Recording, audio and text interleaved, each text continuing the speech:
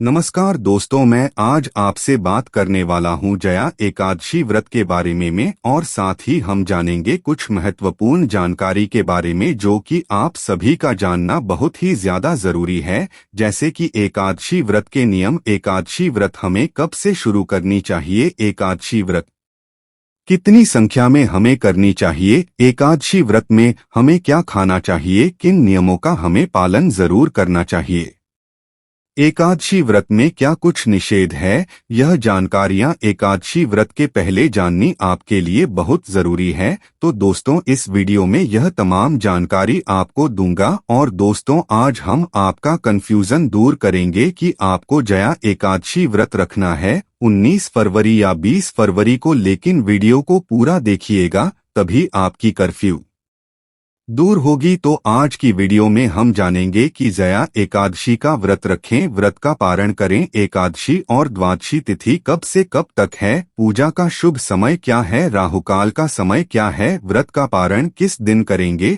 और किस चीज से किया जाएगा, व्रत महत्व, नियमों के बारे में, विष्णु भगवान को क्या भोग लगाएं, सारी बातें आज की इस वीडियो में हम जानेंगे। तो आप अंत तक वीडियो में बने रहे। और उससे पहले आप एक बार वीडियो को लाइक कर दीजिए और सच्चे दिल से कमेंट बॉक्स में जय हरि विष्णु लिख दीजिए। नमस्कार दोस्तों, स्वागत है आप सभी का एक बार फिर से आपका पसंदीदा चैनल प्राचीन ज्ञान में। जय श्री हरि विष्णु भगवान हरि की कृपा आप पर सदैव बनी रहेगी। और वीडियो को लाइक करके चैनल को सब्सक्राइब अवश्य कर ले। दोस्तों, प्रत्येक माह के कृष्ण पक्ष और शुक्ल पक्ष की एकादशी तिथि के दिन एकादशी का व्रत किया जाता है। इसे एक आदर्श 11 के नाम से जाना जाता है। एकादशी का व्रत सभी प्रकार के पापों को नष्ट करने वाली है। हर एकादशी व्रत का अपना विशेष महत्व माना गया है। इसी प्रकार से माघ मास के शुक्ल पक्ष में पढ़ने वाली जया एकादशी व्रत का अपना विशेष महत्व है। जो भी भक्त सच्चे श्रद्धा के साथ, नियम और निष्ठा के साथ जया एकादशी का व्रत करते हैं, इस दिन भगवान विष्णु, माता लक्ष्मी, भगवान विष्णु के श्री कृष्ण स्वरूप का पूजन करते हैं, में नियमों का पालन करते हैं, कथा श्रवण करते हैं। इससे व्यक्ति के सभी प्रकार के पापों का नाश होता है। इस व्रत को करने से अकाल मृत्यु का भय नहीं होता है तथा भूत प्रेत पिशाच आदि योनि से मुक्त हो जाते हैं, पितरों को सद्गति प्रदान करते हैं। तो दोस्तों, सबसे पहले मैं आपको बता दूं एकादशी व्रत कब से शुरू करें। जो पहली बार व्रत करना चाहते हैं, खास तौर पर माना जाता है कि कोई भी व्रत हम अगर मार्गशीर्ष महीने अगहन माह से शुरू करें तो बहुत विशेष फलदायी हो जाता है। क्यों होता है? इसके पीछे एक कारण है, क्योंकि इसके ठीक पहले चातुर्मास खत्म होता है। डेमो थान एकादशी के दिन, उसी दिन देवउठनी एकादशी के दिन हम उठाते हैं और विधि विधान के साथ उनकी आराधना की जाती है। और उसकी जो अगली एकादशी पड़ती है दोस्तों, वह पड़ती है उत्पन्ना एकादशी मार्गशीर्ष महीने में। तो उस एकादशी से आप व्रत शुरू कर सकते हैं। दोस्तों, क्या होता है कि इसमें भी कुछ लोग मानते हैं कि कृष्ण पक्ष से व्रत शुरू नहीं करते, शुक्ल पक्ष से शुरू करते हैं। तो क्योंकि एक आदर्श ही दोनों पक्षों में जो 11वीं तिथि होती है उसको हम एकादशी, पूर्णिमा के 11वीं तिथि को हम कृष्ण पक्ष की एकादशी कहते हैं और अमावस्या के 11वीं तिथि को हम शुक्ल पक्ष की एकादशी कहते हैं। तो जो शुक्ल पक्ष की एकादशी आएगी, आप उससे भी एकादशी व्रत शुरू कर सकते हैं, जो होती है मोक्षदा एकादशी। तो आप मार्गशीर्ष महीने के इन 2 एकादशियों से एकादशी व्रत की शुरुआत कर सकते हैं। इसके बाद आप चाहे तो आप माघ के महीने से शुरू कर सकते हैं। चैत्र माह में शुरू करना किसी भी व्रत का विशेष होता है। उसी तरीके से वैशाख माह में भी आपको ही व्रत शुरू कर सकते हैं। तो यह 4 महीने बहुत फलदायी माने जाते हैं। अब आपको व्रत कब शुरू नहीं करना चाहिए? आपको पौष माह में, जो कि मध्य दिसंबर से मतभेद जनवरी तक का होता है, इसमें नहीं करना चाहिए। आपको मलमास में नहीं करना चाहिए। अधिक मास जो होता है, अधिक मास इस साल लगा था तो अधिक मास में कोई नए व्रत शुरू नहीं करते, तो एकादशी व्रत भी हम शुरू नहीं करते। तो इसी तरीके से इन चीजों को आपको ध्यान में देना है। व्रत शुरू करने से पहले जो एकादशी व्रत होते हैं वह एक साल में 24 होते हैं और अधिक मास लग गया तो 26 होते हैं। ऐसे में क्या होगा कि कुछ लोग केवल शुक्ल पक्ष की एकादशी रखते हैं तो वह 12 या 13 एकादशी इसी साल की करेंगे। कई लोग दोनों पक्षों की एकादशी करते हैं तो ऐसे में वह पूरे 24 एकादशी या तीसरे साल में अधिमास लग जाता है।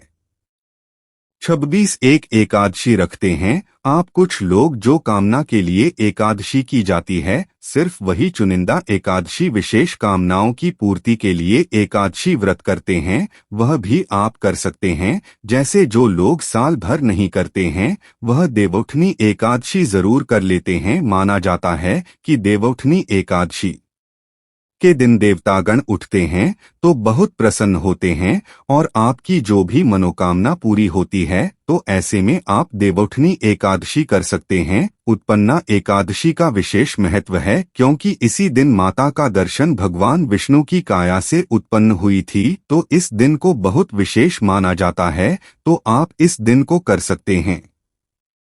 जो लोग पुत्र की कामना के लिए करना चाहते हैं वह पुत्रदा एकादशी करते हैं। जो लोग मोक्ष की कामना चाहते हैं वह मोक्षदा एकादशी करते हैं। तो ऐसे ही विशेष कामनाओं के लिए भी आपको एकादशी व्रत या साल की एकादशी व्रत, जैसे मान लीजिए साल की 5 एकादशी करना चाहते और 9 करना चाहते तो आप कर सकते हैं। तो यह मैंने आपको बता दिया कि कब से शुरू करें, कितनी संख्या में करेंगे। अब एकादशी व्रत के जो नियम है वह मैं आपको बता देता हूँ। जब आप एकादशी व्रत शुरू करते हैं तो यह दिन का व्रत होता है। दशमी तिथि से ही व्रत की शुरुआत हो जाती है, मतलब कि दशमी तिथि को ऐसा माना जाता है कि शाम के बाद आपको भोजन नहीं ग्रहण करना चाहिए। जो एकादशी व्रत होता है उसमें शरीर में एक भी अन्न का दाना नहीं होना चाहिए। तो दशमी तिथि को भी आप सुबह स्नान ध्यान करके शुद्ध रहेंगे। पूरे दिन आपको इस दिन भी किसी भी तरह का तामसिक भोजन, मतलब मांस मदिरा लहसुन प्याज, इसका सेवन नहीं करना है।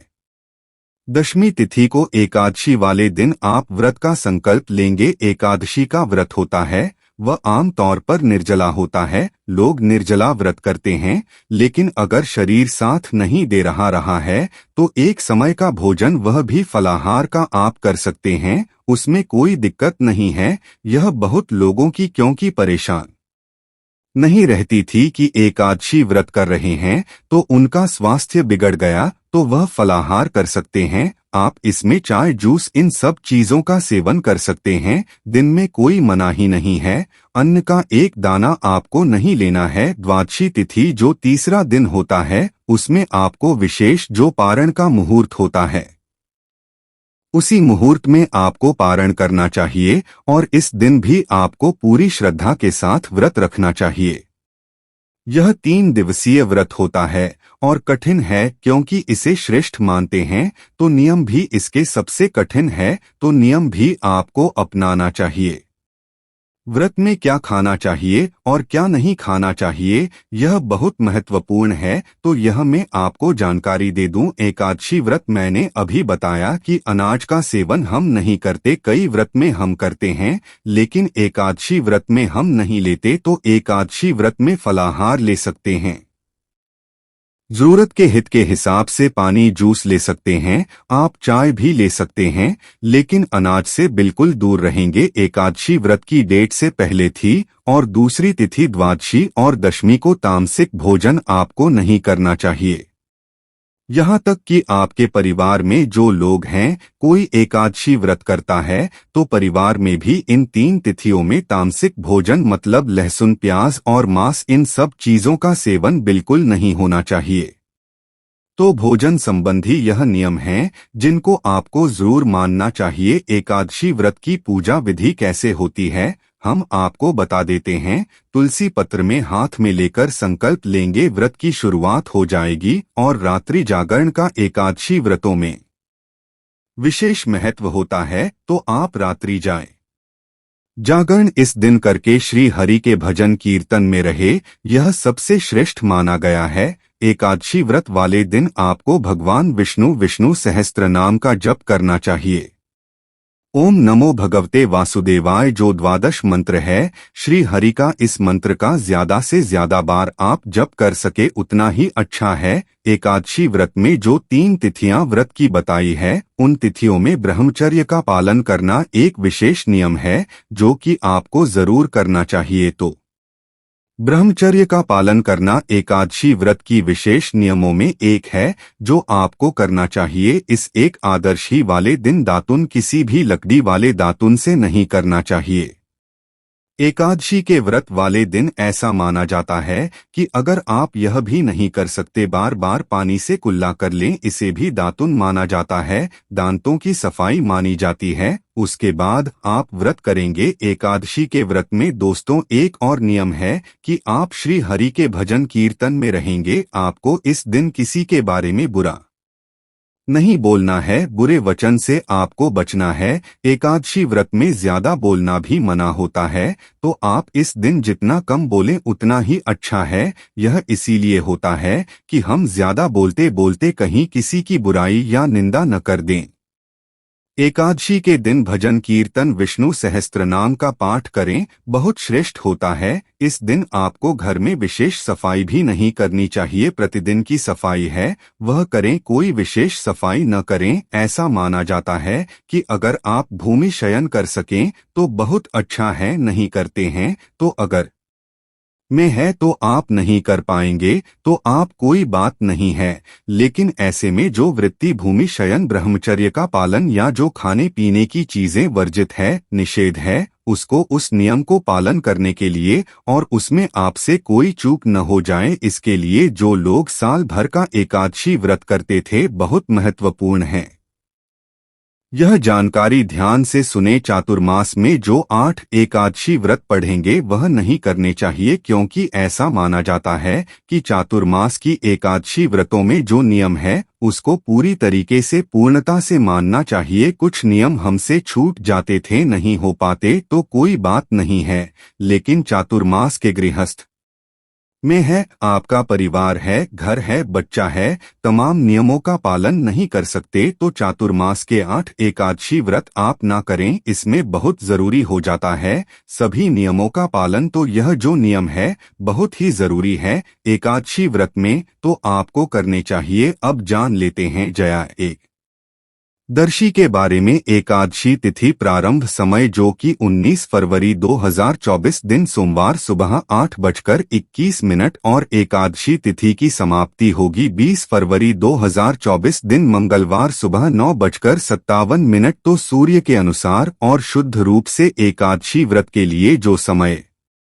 प्राप्त हो रहा है वह समय 20 फरवरी 2024 दिन मंगलवार को सभी एकादशी का व्रत धारण करेंगे। 19 फरवरी को 10वीं तिथि के दिन नियमों का पालन करेंगे। 20 फरवरी को एकादशी का व्रत धारण करेंगे और इस व्रत का पारण जो कि 21 फरवरी को किया जाएगा। एक आदर्श व्रत का पारण जो कि हरिवासर में नहीं करनी चाहिए। हरिवासर का समय में द्वादशी तिथि का पहला चौथाई हिस्सा होता वह हरिवासर का होता है। द्वादशी तिथि की जो समाप्ति है वह 21 फरवरी 2024 दिन बुधवार को सुबह 11:29 द्वादशी की समाप्ति है। जया एकादशी का पारण 11 फरवरी को किया जाएगा आएगा। जया एकादशी का पारण का समय होगा वह समय सुबह 6:55 से सुबह 9:11 तक पारण का समय होगा। जया एकादशी व्रत का पारण जो कि गोधेनु पारण जो कि गाय के दूध से इस व्रत का पारण किया जाएगा। यह संभावना हो पाए तो आप तुलसी दल जल या फल से व्रत का पालन करें।